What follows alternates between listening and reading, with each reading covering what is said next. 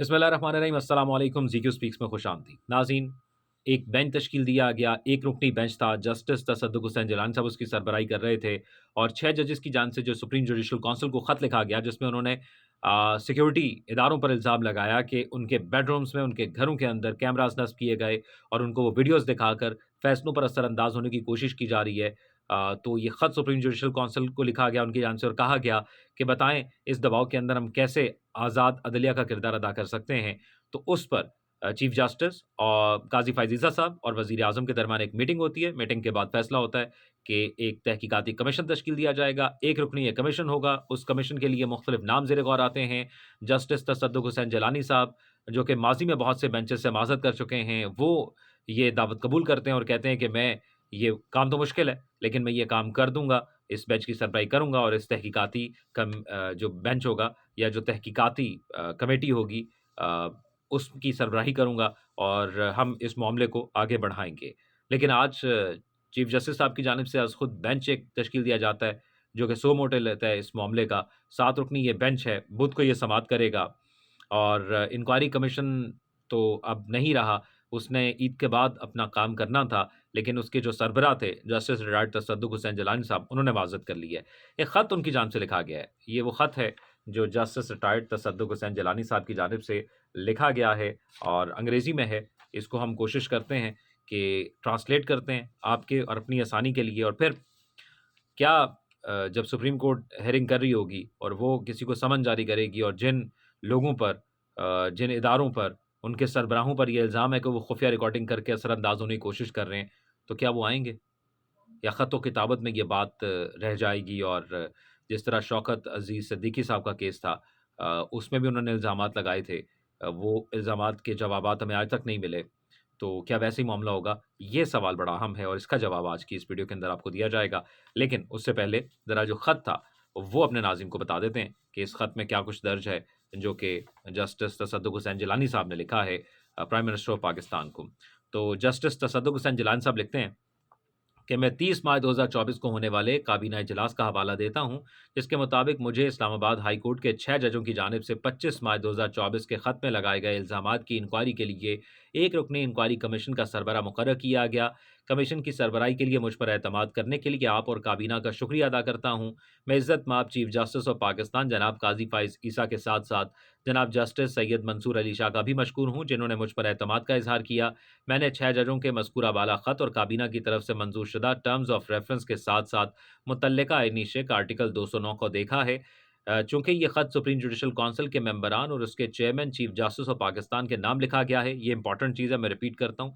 उन्होंने यहाँ पर लिखा कि मैंने 6 जजों के मज़कूरा बाला ख़त और काबीना की तरफ से मंजूर शुदा टर्म्स ऑफ रेफरेंस के साथ-साथ मुतल्लिका आईनी शेक आर्टिकल 209 को देखा है। चूँकि ये ख़त सुप्रीम जुडिशल काउंसिल के मेंबरान और उसके chairman chief justice of Pakistan के नाम लिखा गया है, इसलिए मेरे लिए किसी ऐसे मामले की इंक्वायरी करना अदालती मिल्कियत की खिलाफ वर्जी होगी, जो किसी आईनी इदारे के दायरे इख्तियार में आता हो, जो सुप्रीम जुडिशल काउंसिल है।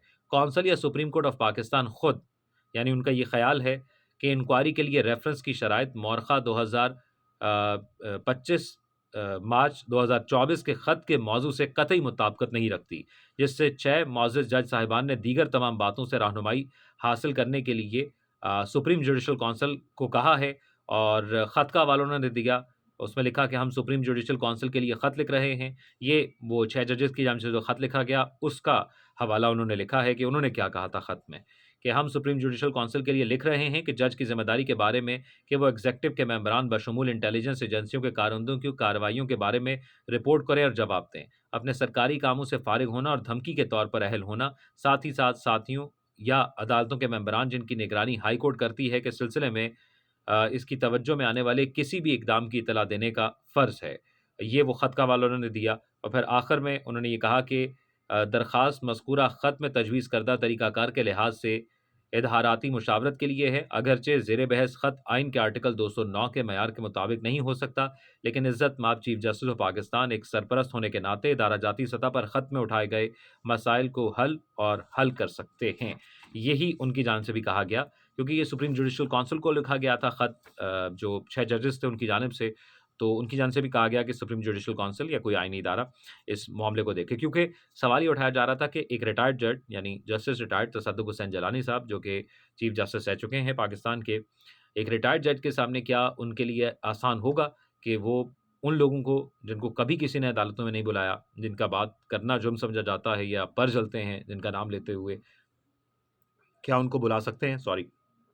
और उसके साथ-साथ क्या इस तमाम तर मामले के हवाले से वो इतने बाइख्तियार होंगे कि वो तहकीकात को हतमी अंजाम तक पहुँचा सकें?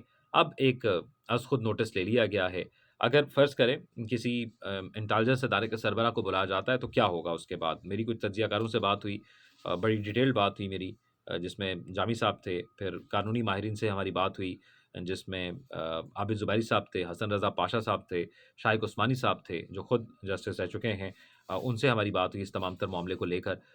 तो उन सब की राय ये थी कि अगर किसी सरबराह को बुलाया जाता है किसी इंटेलिजेंस इदारे के, और वो नहीं आता, तो उसके बाद फिर वज़ारत कानून से कहा जाएगा और वज़ारत कानून से कोई सेक्रेटरी या कोई फ़र्द आकर वहाँ पर पेश हो जाएगा। तो ये ख़त-ओ-किताबत में टाइम निकल जाएगा। उनको भी नहीं लगता कि ऐसी रिवायत पाकिस्तान में शायद बन पाए, या वो जो होता है ना कि पहली दफ़ा कोई कदम होता है चेंज के हवाले से, और हमेशा कहा जाता है कि जुडिशियल रिफ़ॉर्म होने चाहिए, और जुडिशियल रिफ़ॉर्म में सबसे ज़्यादा बड़ी बात हमेशा की जाती है दबाव की।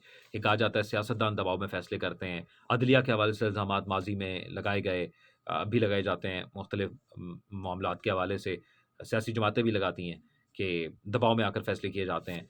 तो जुडिशियल रिफ़ॉर्म के हवाले से एक अहम ये मामला है और टेस्ट केस साबित होगा अगर वाक़ई हमारा जुडिशियल सिस्टम आज़ाद है, तो फिर अगर उसमें बुलाया जाता है। अब बुध को तो किसी को नहीं बुलाया गया, बुध को तो अटॉर्नी जनरल आएँगे, वो बताएँगे, उनको अहकामात जारी किए जाएँगे और फिर देखा जाएगा उसके बाद क्या मॉनिटरिंग एक बेंच बन जाएगा जो मॉनिटर करेगा तहकीकात को, और तहकीकाती कमीशन अलहदा बनाया जाएगा। ये तो सवालों के जवाब बुध को होंगे। लेकिन आम सवाल ये है कि या कमीशन बनता है और वो उन लोगों को बुलाता है, तो क्या वो आएँगे? और क्या अदालत में एक बेंच बनता है और वो बुलाता है उन लोगों को, तो वो क्या आएँगे? ये अहम सवाल है, और इसी पर सबकी नज़रें हैं कि बुध को क्या होने जा रहा है। आपकी क्या राय है? आप आगाह कीजिएगा। इस चैनल को सब्सक्राइब कीजिए और इस वीडियो को लाइक कीजिए। मुझे दुआ में याद रखिएगा। अल्लाह हाफ़िज़।